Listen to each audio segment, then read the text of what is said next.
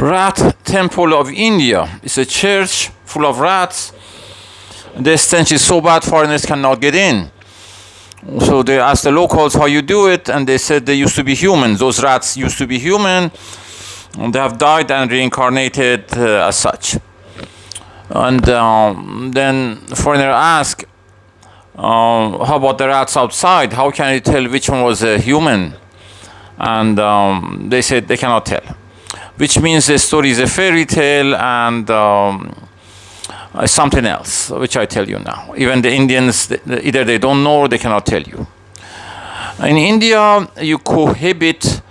It's animal cohabitation. That means you live with animals. You're born with animals. When you're born, you're a kid and there are a house full of rats. They come and go and they eat with you. You share your plate with a rat, among other animals. Why I say rats? Because they're most numerous and they're everywhere. I've been to India and then I've never seen so many rats. But I never understood the concept until I come to here, French Guiana. I'm in France. It's a French territory in the middle of Amazon, and I lived in the jungle among rats, among other beasts. But the rats stand out. Yeah, there's a snake, there's a scorpion, there's tarantulas, but they are not intelligent. And the rat stands out. First, the rat is so intelligent. And it's in an evil way. Animals are not evil. Rats does evil without being evil, because animals are not responsible for their actions. It's a spirit of rat. It's a spirit of a snake. And then first night in the camp, the rat come. As soon as you fall asleep, it comes to the tent and grab you by the ear to welcome you. And then you wake up in terror and shout and scream, and it's not faced. Your size and your threats, it does not know threats. And you cannot frighten him. And then, you can pick him out and then go back to sleep. And this time he grab you by the toe and start chewing on your toe. And demand the jungle tax. You think the sleeping in the jungle should be free. And then people think they come in for food. I've seen they cut through, they bore a hole, they chew through a lumber 1 inch thick, hardwood, not plywood. And then considering the teeth is just 4 tiny needles, like a nail. It's thin. How does it break? I don't know. It's only 4.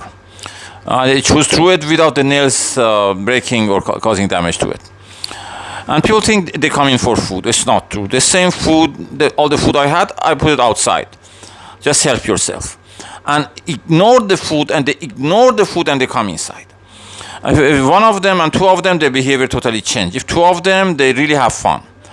It's like 2 kids and they come inside and ransack everything. And the worst thing is that they urinate and defecate on your clothing, mattress, and pillow. Anything soft and absorbent, they do it.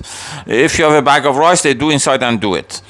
And you leave a bag of a loaf of bread, and then they don't gorge on it. They're not like pigs. People say, oh, they're like pigs and eat a lot and they come in for food. No, it has nothing to do with it.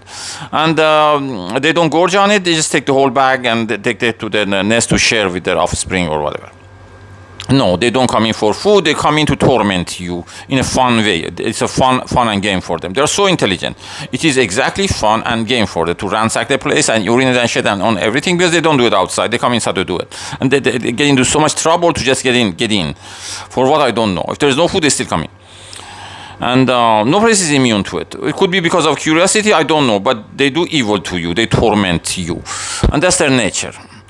And they are immortal. If you kill them, next night it comes back again. You don't know it's the same rat that become alive, come back to life, or it's another one, because they're identical. They are not like other animals that they're all same color, same shape, and I can only tell them by their age. The older ones are fat and they are not as active as the slim young one. The slim young one, basically nothing can stop them. According to ChatGDP, they can get into through a 20 millimeter, that's 2 centimeter hole. The whole rat is huge. The body is 10 centimeter across, but it can get into a 2 centimeter hole. And it can jump 5 times of its size. It's like a human jump 9 meter. And with those legs, those little short legs. And it climbs anything except for a smooth glass, according to ChatGPT, which even cat cannot do, and cat is built for it. And it can, you open the toilet and can jump out because it can travel through the sewer to the different floors and come out. Of course, cat cannot do that. And it's same size as a cat.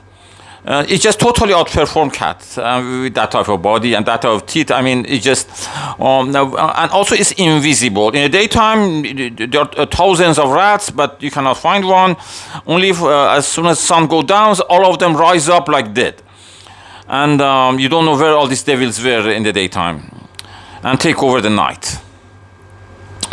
And then you realize they are invisible, immortal, and they have supernatural and paranormal or paraphysical prowess, which frightens you, and that no other animals has.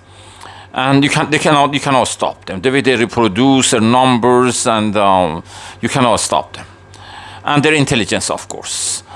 And the way they hurt you, the way it hurts the most. When they urinate and defecate your clothing, mattress, and pillow, you have to dispose of those items, because no matter how much you wash them, the stench does not go away. It's not like a dog shit. The smell is totally different. The dog cannot be toilet trained if you have a dog inside, because it marks its territory by urinating on the wall. And that's it's the spirit, and the spirit cannot be changed. Compared to cat, the spirit is to the cover of when it defecate, it will cover it with the sand, and that's why the cat can be toilet trained. And then they just torment you for fun. Basically, they're so intelligent, and that's the spirit of rat. And if you live with them, then you have to surrender to that type of life. Means you have to become. They bring you down to their level. If you're born with the rats, like in the villages in India, then they brought you down to that level. You live in the feces, and then since you're born there, that it smells like home. And then yes, my place smelled like that, and then that was my home. I could not. I conceded. I conceded. Defeat. I accepted defeat. I concede. But then I did not surrender. Surrender means if you live with it, then something you surrender, it becomes your God. That's how India is. They surrendered into the type of rat's life. If you live with rats, then you have a rat's life. That kind of environment, you have to live with them. It brings you to level of living in a sewer, which they do there.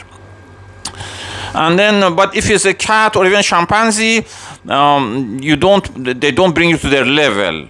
They upgrade to your level. They become like you. But if you live with a rat, you become like a rat. And then since you surrender to them, and then they have supernatural power, they are immortal, and they give you so many diseases and kill you, which they are immune, the same as God. God gives you so many diseases, but God is immune to all of this. Then therefore, the rat is the type of God. You only realize that if you live with it.